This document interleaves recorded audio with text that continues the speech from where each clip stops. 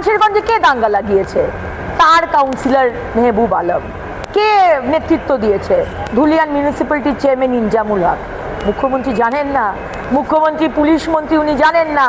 State IB ওনাকে খবর দেননি?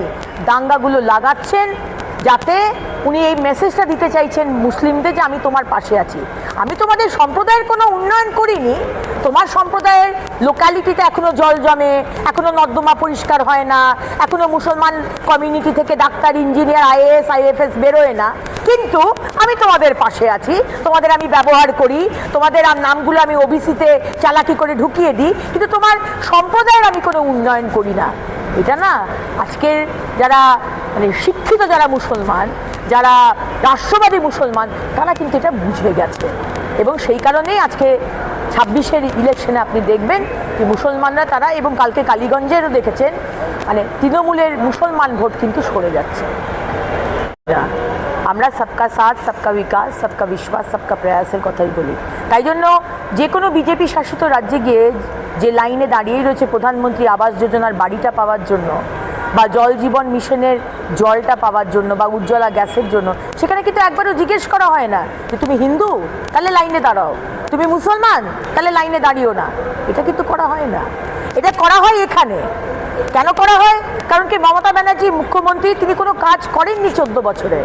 আর যদি তিনি রাস্তাঘাট, বাড়ি, চাকরি সব কিছু যদি করতেন, তাহলে বিরোধীরা কি বলছে তাকে দেখতে হতো না।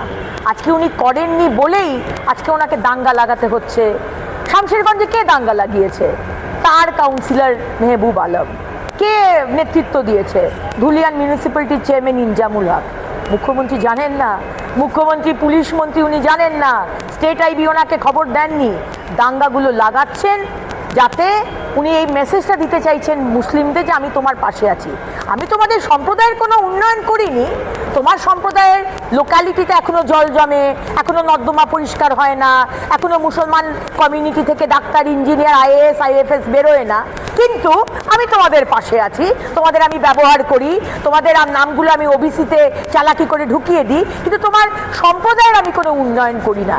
এটা না আজকের যারা মানে শিক্ষিত যারা মুসলমান, যারা রাষ্ট্রবাদী মুসলমান, তারা কিন্তু এটা বুঝে গেছে। এবং সেই কারণেই আজকে 26-এর ইলেকশনে আপনি দেখবেন যে মুসলমানরা তারা, এবং কালকে কালীগঞ্জেরও দেখেছেন, মানে তৃণমূলের মুসলমান ভোট কিন্তু সরে যাচ্ছে।